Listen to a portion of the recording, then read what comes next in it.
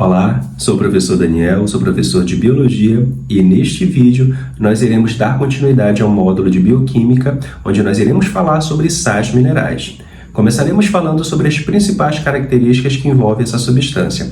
E a primeira coisa que você precisa saber é que os sais minerais, assim como a água, são consideradas substâncias inorgânicas. Não esquece que substância inorgânica é aquela que não possui na sua composição química carbono e hidrogênio juntos. Tudo bem?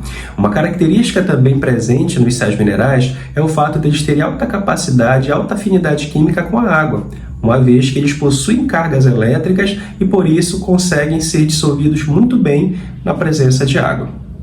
Uma outra característica também extremamente importante é que nós podemos encontrar os sais minerais na natureza basicamente de três formas. A primeira, na sua forma ionizada, ou seja, esses sais minerais dissociados em íons e, portanto, com presença de cargas elétricas.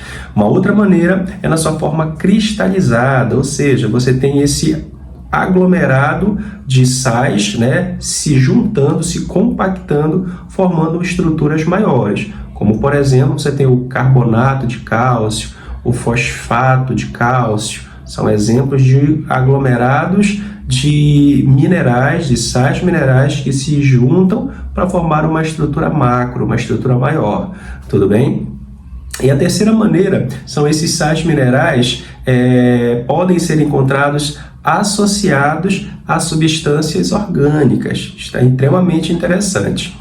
Bom, dando continuidade, uma outra característica que nós podemos também falar é que os sais minerais, eles exercem uma função muito importante, que eles atuam como reguladores das atividades, das diversas atividades desempenhadas pelo nosso organismo. Então, você consegue perceber que os sais minerais desempenham um papel muito importante para os seres vivos, de modo geral, em especial para a espécie humana, uma vez que a presença deles permite o melhor funcionamento do nosso organismo, já que esses sais minerais, atuando no organismo, eles sempre têm esse objetivo de estar regulando e garantindo o bom funcionamento, o funcionamento eficiente do nosso organismo. E é importante que você compreenda que o nosso corpo ele não precisa nem mais e nem menos, mas ele sempre vai precisar de concentrações adequadas desses sais minerais. De modo que a falta ou a carência extrema desse mineral, ele pode gerar como consequências graves problemas à saúde e, em alguns casos, pode levar o indivíduo até mesmo à morte.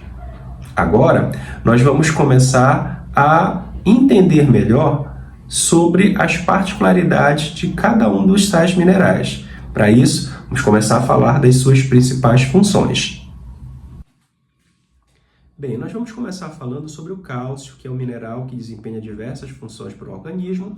Dentre elas, nós podemos citar a sua participação no processo de formação dos nossos ossos e dos nossos dentes, assim também como no processo de contração muscular, a formação do impulso nervoso, assim também como o processo de coagulação sanguínea.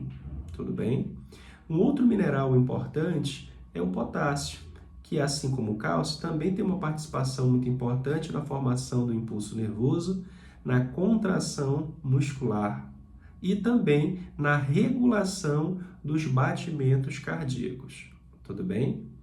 O próximo mineral que nós vamos falar é o sódio, que eu costumo dizer que é muito parceiro do potássio, que juntos eles atuam desempenhando um papel importante na formação do impulso nervoso. Além disso, o sódio ele tem um papel de atuar no equilíbrio osmótico do organismo, que é exatamente aquele processo onde ele regula o volume de líquidos no nosso organismo. Não esquece que quando nós falamos de equilíbrio osmótico, nós estamos falando sobre o processo de osmose, onde você tem o movimento da água em direção ao ambiente em que você encontra uma maior quantidade de soluto. Tudo bem? Então, todas as vezes que eu tenho uma quantidade de sódio, em grande concentração em um ambiente, isso induz o movimento da água para aquele ambiente. E dessa forma eu consigo controlar o volume de líquidos dentro da célula, dentro daquele ambiente. Tudo bem? Além disso, o sódio ele desempenha um papel importante no processo de contração muscular, e isso acontece em conjunto com o potássio. Por isso eu disse inicialmente que o sódio junto com o potássio, eles em conjunto desempenham um papel muito importante, ok? Bem, o próximo mineral que nós iremos falar é sobre o ferro. O ferro é um mineral extremamente importante e ele tem alta afinidade química com uma proteína conjugada chamada de hemoglobina. Lembra que essa proteína está presente dentro da hemácia, que são os nossos chamados glóbulos vermelhos, ou também chamados de eritrócitos. Significa dizer que a hemoglobina ela só é formada na presença desse mineral, que é o ferro. Tudo bem? Significa dizer que se você não tiver esse mineral, não tem como formar a hemoglobina, logo não tem como formar a hemácia. E com isso, você passa a ter uma redução da contagem de hemácias no sangue. Vale lembrar que a principal função das nossas hemácias, através da hemoglobina, é o transporte de gases respiratórios, como oxigênio e gás carbônico, principalmente o oxigênio, uma vez que essa representa a sua principal forma de transportar o oxigênio, que é ele combinando-se com a hemoglobina. Diante disso, se eu não tenho esse mineral chamado de ferro, eu disse anteriormente que isso não me permite formar a hemoglobina e tampouco a hemácia, fazendo com que a contagem das hemácias no sangue diminua a tal ponto do indivíduo desenvolver uma doença chamada de anemia. E nesse caso, a anemia ela está sendo ocasionada pela carência, pela privação de ferro. Por isso, chamamos essa anemia de anemia ferrópriva ou ferropriva, como você preferir. Tudo bem? Bom, o próximo mineral que nós iremos falar agora é sobre o flúor, né? Que é um mineral importante, uma vez que ele atua também no nosso processo de formação dos nossos dentes, mas principalmente a formação do esmalte do dente, que é uma espécie de película protetora, né, que se forma para não expor os nossos dentes diretamente ao ambiente e também a ação de micro-organismos presentes nos alimentos que nós consumimos e dessa forma evitar doenças periodônticas das mais comuns, como por exemplo uma cárie, ok? Por esse motivo, você tem a presença desse mineral, por exemplo, adicionada à água tratada, onde você tem a água fluorada, por exemplo. Assim também como você tem a adição desse mineral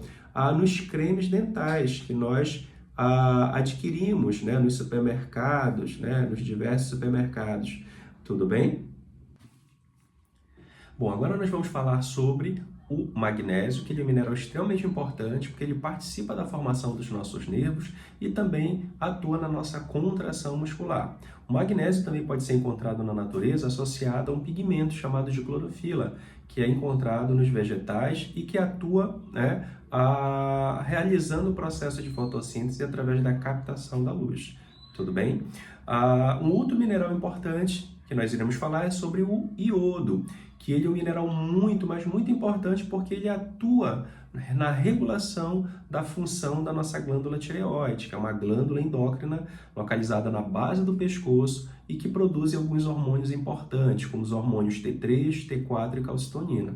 É importante que você saiba que a nossa glândula tireoide, para sintetizar os seus hormônios, ela precisa absorver, assimilar esse mineral chamado iodo. Significa dizer que se não houver o iodo, não tem como produzir esses hormônios e automaticamente não há como garantir o funcionamento dessa glândula de forma eficiente. Vale lembrar que os hormônios T3 e T4 produzidos pela tireoide atuam diretamente no metabolismo oxidativo do nosso organismo. Ou seja, sem esses hormônios não há como controlar as reações, as várias reações químicas que ocorrem no nosso organismo. Isso bagunça todo o funcionamento do organismo. Daí a importância de você ter uma alimentação com uma concentração regular de iodo, para que você garanta o bom funcionamento da tireoide e, consequentemente, a produção adequada desses hormônios para o melhor funcionamento do seu organismo. Tudo bem?